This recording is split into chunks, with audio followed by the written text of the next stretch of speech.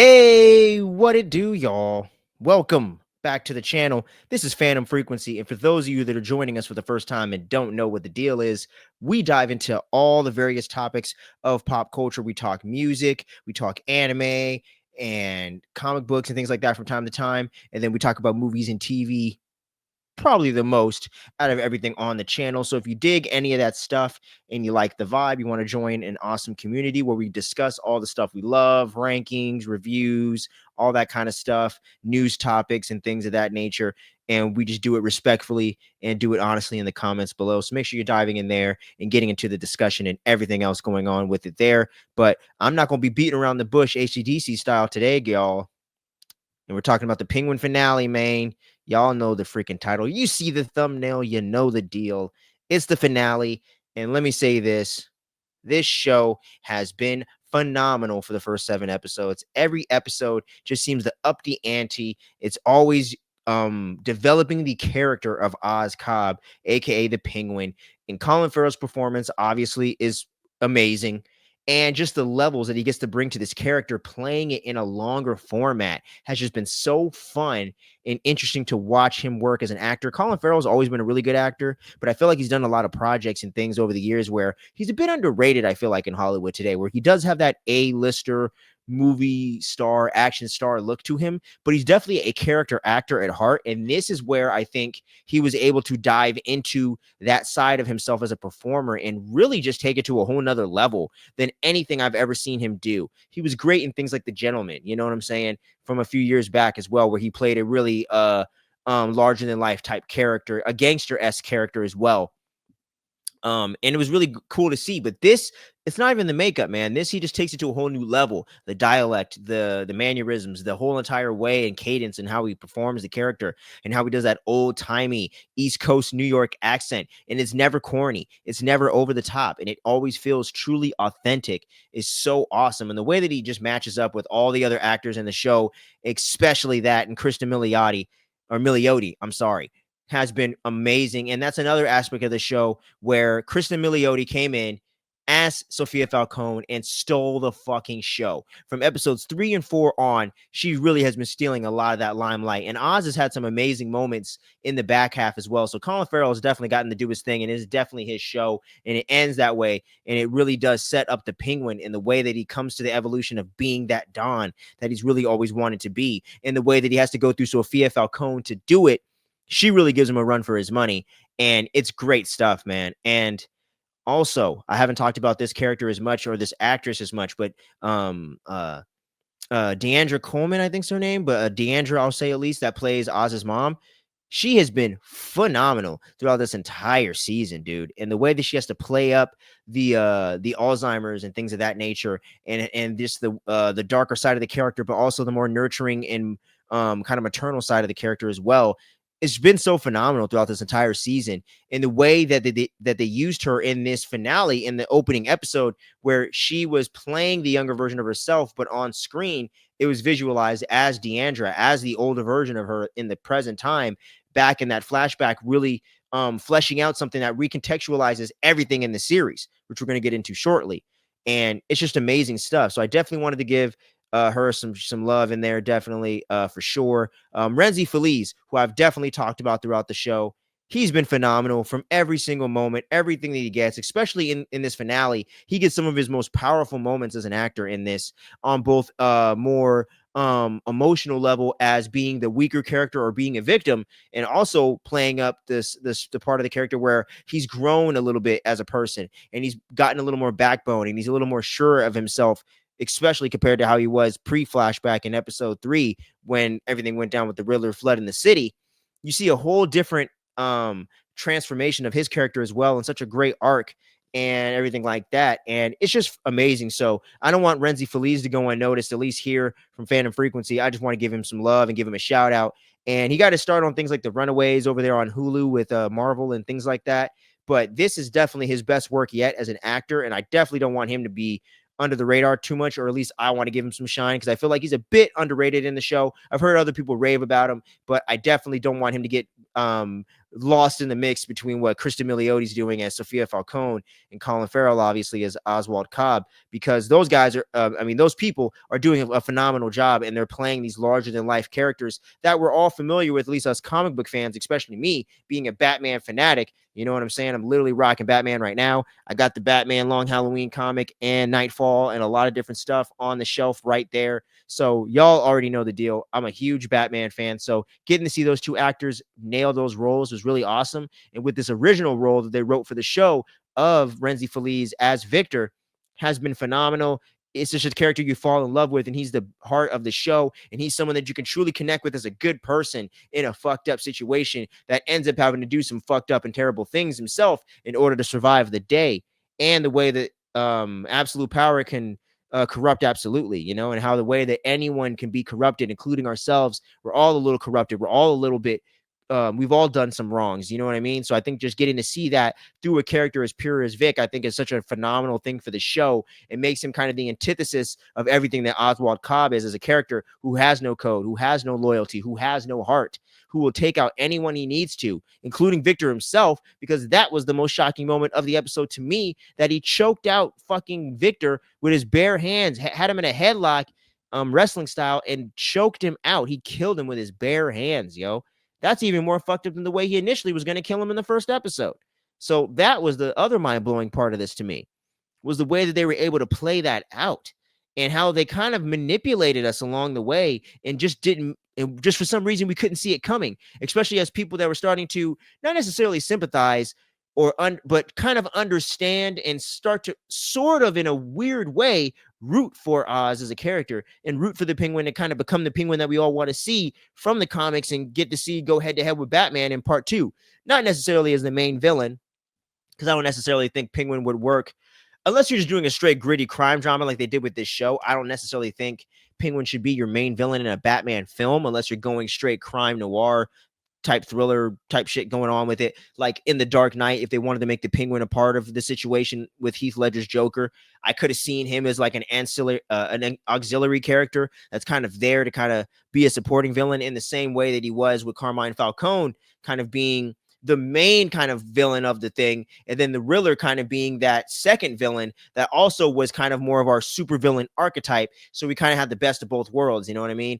And it's kind of cool how Batman movies always seem to be able to balance multiple villains and just Batman content, because we had Carmine Falcone.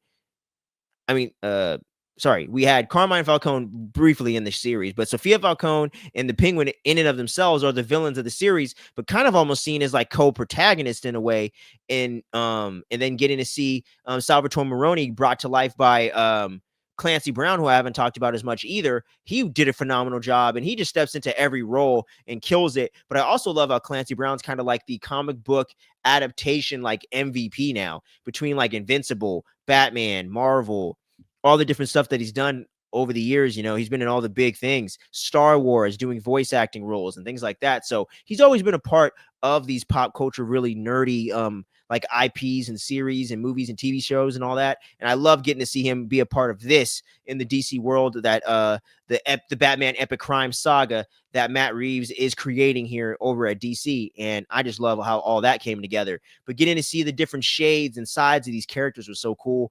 And the way that everything culminated into this finale was phenomenal. And like I said, I know I jumped right to the end there with Vic and everything, but we're going to break it all down, and we're going to start doing that right now. So starting with the episode where we get the flashback to Oz's mom and the way that she made a deal with Rex Calabrazi.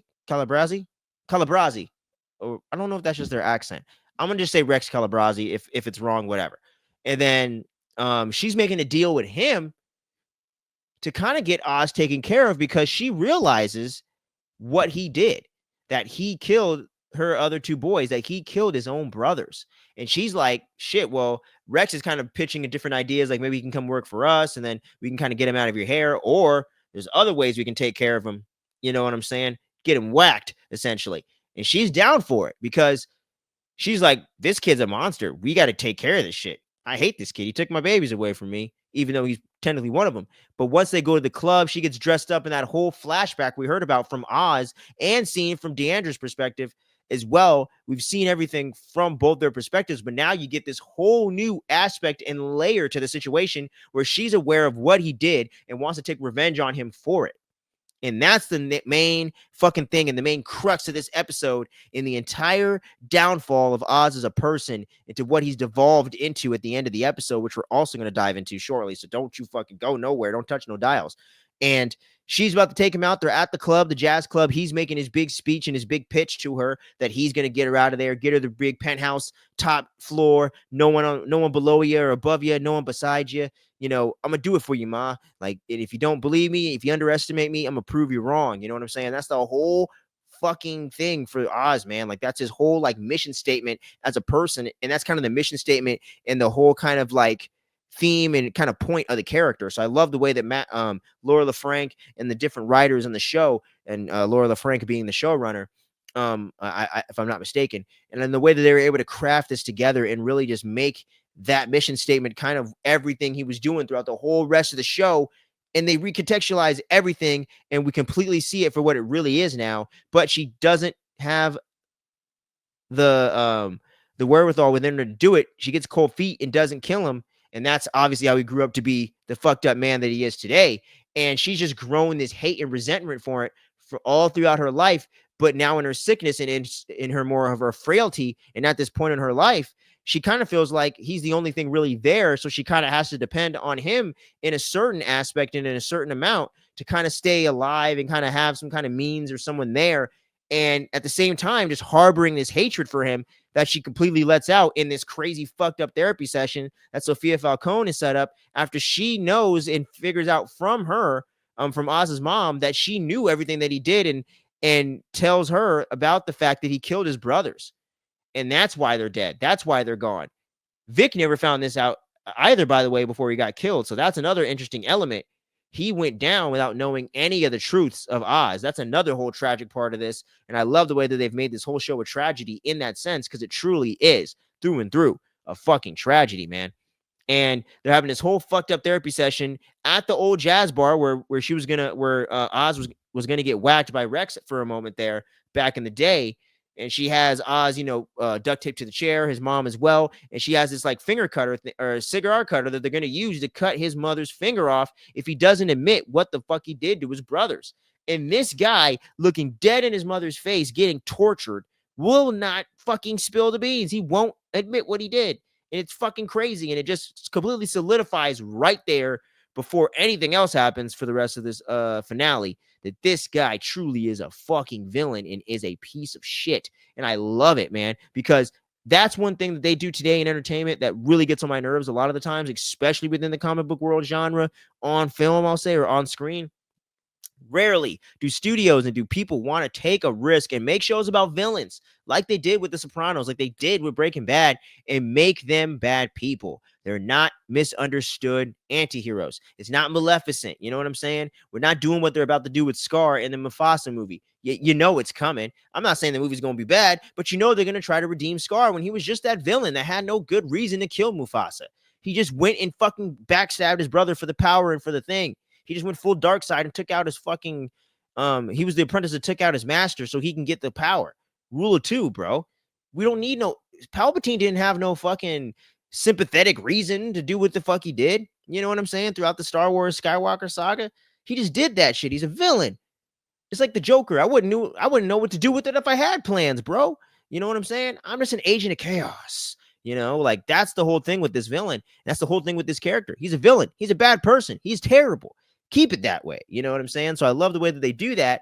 And then Oz ends up escaping and getting lucky like he always does, shoots out some of the dudes or whatever. But before he does that, actually, I almost skipped an important element here. His mother tells him she knows what he did. I hate your fucking guts, and stabs him with a broken bottle. She literally breaks that shit and stabs him in the stomach with this shit. She goes full on fucking gangster mode on this motherfucker and damn near kills him. And then she ends up having a stroke and passing out.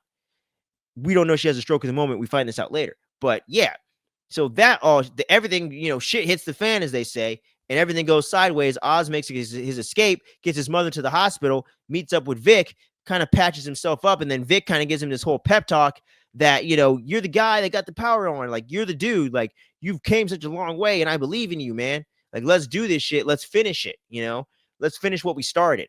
You know what I'm saying? So I really love that element. Renzi was trying to come. I'm sorry, Victor was trying to come in with the whole with the other gangs and all that, trying to help um, get the Penguin out of there. When Sophia Falcone's going to send in Salvatore Maroni and them to attack him, she sends in the bomb, blows up a whole bunch of Crown Point. So they've had a fucking flood and a fucking explosion, a bombing. Gotham, dude, get the fuck out of Gotham, bro. I tell you, I don't know why anyone lives in Gotham, man. But so all that shit's going down. Victor can't get over there. He calls everyone cowards and says, "Hey, you're just gonna leave Oz there when he did all this shit for you guys and got you guys all this the drugs and all that. Now that he doesn't have it, now you're just gonna turn your back on him when we made a fucking pact." And they're like, "Hey, watch your fucking mouth, homie. Know your role." Pull a straight up rock on him. And but I really love that moment with Renzi Feliz as an actor and getting to see the character Victor really come into his own and really have the balls to say that to these dudes and call them cowards, like essentially say like, guys are being little bitches, you know. So I love that whole moment. And then he ends up meeting up with Oz, like I said. They end up making this plan where he's going to go to the councilman, tell the councilman that Sophia Falcone's the one that did the bombing and everything, killed everybody. She's the one doing everything. I got nothing to do with it. So you're gonna tell him that. I'm gonna get her, corner her and get her trapped so you guys can arrest her. You can get the big credit for that, a la Harvey Dent and everything. You know what I'm saying? And then she goes back to Arkham, and I get to do whatever the fuck I'm doing because you know I'm always up to some bullshit, and I won't out your ass. So they make their whole little bribe kind of deal there. And then Sophia's over there burning down the Falcone home, you know, just completely cutting ties with her past life and this whole criminal organization thing in her life that she's trying to get away from. She has a plane. I don't know if she's going to Italy. I don't know where she was planning on going, but she's out. She makes a deal with these guys. If you bring Oz to me, you can have everything. I don't want any of this shit. I'm out of here. So she makes this deal with the triads, but then Victor talks to the lieutenant of the triads, and they end up forming a coup together to take out Sophia and let Oz take over everything so they can end up taking out their leaders, which they all go around the different gangs doing. So the sergeants become the new leaders, which I think also feeds into why Oz wanted to kill Victor as well. I think there's other reasons and other things going on with him just being fucked up. Also, him feeling like he can't have that weakness that was exploited by his mother, because in actuality, in this criminal life, that is true. You can't have a bunch of people you care about around because they will use them as collateral to fuck you over or as means to get revenge on you and to pay retributions for the fucked up atrocities you'll do to them. So all that is actually very valid, but I think this also plays into the paranoia and the psychosis and the whole mindset of Oz as a character and why he survived this long, because he doesn't trust anybody. You know what I'm saying? DTA, don't trust anybody. Don't trust nobody. Whatever you want to say. He does not trust anyone and also will backstab anyone at a moment's notice and has no loyalties to anyone that isn't named Oswald Cobb. So that's the whole element right there, where all these fucking lieutenants have taken out the leaders. They're all the new leaders. They're going to support me as the Don. I'm going to rise up into the high society, and I'm going to be working and rubbing shoulders with these politicians. And I got it made, baby. We did it. You know, they're over there celebrating about to drink some whiskey after Oz gets the unfortunate diagnosis for his mom that she's a vegetable. She can't respond or react to anything. I think she is processing what's going on around her. And I think we get a big hint of that, of her having that tear come out when he has her in the penthouse with the hospital bed and all the stuff there, saying to his mom, "Hey, Ma, look, I did it. I got you in the penthouse, top floor. I did it, Ma. Aren't you proud of me?" And all that. But she's aware, I think, of what's going on, but she just can't respond. So she's a vegetable. Oz is upset about that and knows that if they exploit Vic like that, or Vic can use something to exploit me, I got to take this guy out and take this equation off the board right now. So he does just that, chokes Victor to death, leaves his body there, takes money out of his wallet like he just jacked some fool that was too drunk, passed out in the fucking park or something, throws his ID in the water and just leaves him there like fucking trash. Like people at where I work leaving trash everywhere that I got to pick up. He literally just treats Victor like that, and it's crazy. And then Sophia Falcone gets a freaking a whole thing worse than death, where she has to go back to Arkham. So that's fucked up. She gets framed for the whole thing, like we said earlier. So that's crazy. So getting to see where she's going to go after that, especially after receiving a letter from Selena Kyle of all people. That's right, baby. Zoe Kravitz crossover. She's over there in Bloodhaven, writes her a letter, lets her know they're half sisters, and I would love that team up. You know what I mean? Fucking Selena Kyle, Catwoman, and Sophia Falcone, especially with Zoe Kravitz and Kristen Milioti. Sign me the fuck up. Batman Part 2. Let's go. But yeah, so that's a whole big setup right there. And now Oz is at the top with no one there that he loves or cares about truly being there. So he's kind of lost everything like Thanos and shit, and kind of gains everything else in return that he was kind of striving for. But all the sacrifices and the things that he had to let go in order to get there. That's the other part of the tragedy right there. Everyone kind of ends up kind of either where they don't want to be or where they want to be, but without anything that makes them happy or without anything that they had in the beginning while they were trying to climb the ladder to get there. Sophia Falcone has no family due to the fact that she killed everyone else off. Her brother got killed by Oz, and then Carmine Falcone got sniped by the Riddler, obviously, in Batman Part 1 when she was still locked up in Arkham. So that's the whole crazy thing right there. Victor could have left, went to California with that one girl he was dating from Crown Point, and never had to have been involved with this Oz shit at all, past the point of him getting found out by the Maronis and them telling Sophia what the deal is. So him getting cornered and pretty much was going to be left for dead in that moment. Victor came back and got his ass, you know? And it's crazy how one decision in your life really does change everything. And I love the way that they wrote that in the show because it really did. It really ultimately led to where he did, getting killed by Oz and betrayed and left with nothing. Got him everything and received nothing in return. That's the crazy part about it. Gave up everything about himself and sold out everything about himself as a person and everything he was raised on, all for nothing, all for naught. You know, Oz is now the kingpin of the city. Now he's in control, but he has nothing that makes him happy or anything, or any of the people that he did it for can't appreciate it or even celebrate or indulge in it with him. His mom is a vegetable at this point and can't even respond or interact with him, even if she understands what's going on. He's paying off Eve, the prostitute, to pretty much act like his mom now. And since they were implied to have had a sexual relationship prior to this, that just makes everything even more disturbing, but also way more interesting and crazy, compelling, and weird as fuck at the same time and uncomfortable to watch. So that's everything about the show that I love the most. Is the fact that they're able to give you and elicit all these crazy conflicting emotions, but just keep you thoroughly invested and entertained all at the same time while diving into all these dark, depraved characters and fucked up situations going on in Gotham, and really make Gotham a character and really make the essence of what Gotham is, the essence of what these shows are and what these movies have been about and what all this big epic crime Batman saga that Matt Reeves is creating and developing. There's talks of maybe a season 2. There's talks of maybe more spin-offs. So we're going to get more in this world besides Batman Part 2 and 3. And has been confirmed by Colin Firth himself out of his own mouth, by his own words, that he's signed on for 3 Batman films. He will be in the next 2 sequels. So that also indicates a very clear thing to me that Batman ain't going to be taking him out in part 2 unless they radically change plans and they just don't honor the contract the way they wrote it. And they just wanted to sign him up in case they wanted him for the whole trilogy or series that they're doing.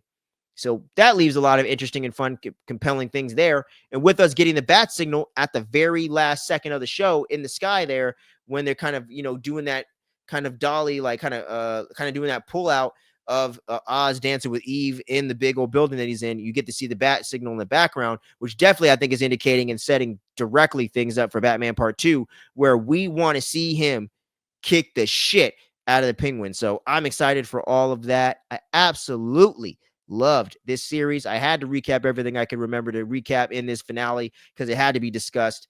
This was a phenomenal series, one of the best comic book adaptations in TV or film ever, in my opinion. And depending on if they do a season 2 and whatnot, unless that doesn't match up, this is definitively right up there with me in TV shows or comic book stuff with Daredevil. Daredevil's like 1 right now because I've had time to sit on that and had multiple seasons. Penguin's right there at number 2, man.